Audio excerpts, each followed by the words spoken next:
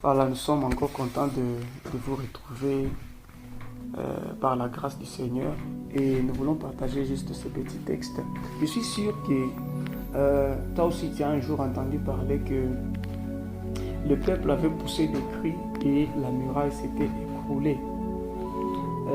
La plupart des fois, nous voulons conduire nos prières en demandant aux gens: pousse des cris, acclame, pousse des cris de joie, saute, crie au Seigneur, acclame le Seigneur, et la muraille sera en train de s'écrouler.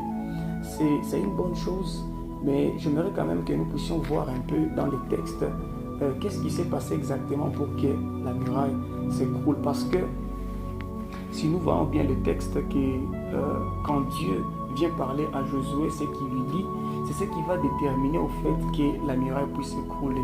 Alors d'abord, j'aimerais dire maintenant là que la muraille peut représenter n'importe quel défi de la vie. Mais j'aimerais juste te dire une chose, et que la muraille là ne tombera pas simplement parce que tu as crié, mais la muraille tombera parce que tu as suivi les instructions et que tu les as obéies, afin maintenant que cette muraille tombe, ou soit les obstacles qui seront autour de toi puissent tomber.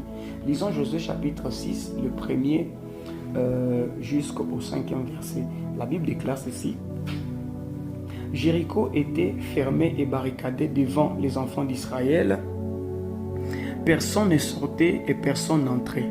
Ça veut dire la façon le système de protection de Jéricho était tel que ceux qui sont dans Jéricho ne pouvaient pas sortir et ceux qui étaient en dehors de Jéricho ne pouvaient pas entrer. Et c'était ça la façon dont Jéricho était construit. Donc tout était enfermé à l'intérieur, que même ceux qui sont de l'extérieur ne pouvaient pas vraiment entrer dans Jéricho. Mais l'objectif de Dieu est que Josué puisse prendre possession de Jéricho. Et Dieu, dans sa marche, vous allez voir même lorsqu'il parle à Adam dans Genèse, il va donner des instructions, soit des commandements, soit ce qu'on appelle des préceptes.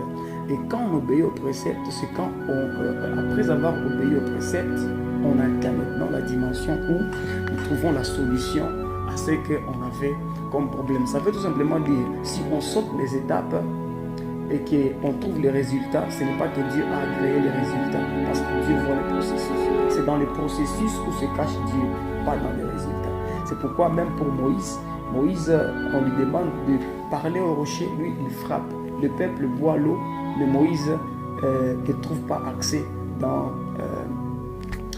le pays de la promesse. Ça veut tout simplement dire que Dieu était en train de s'intéresser au processus, aux procédures pour atteindre les résultats.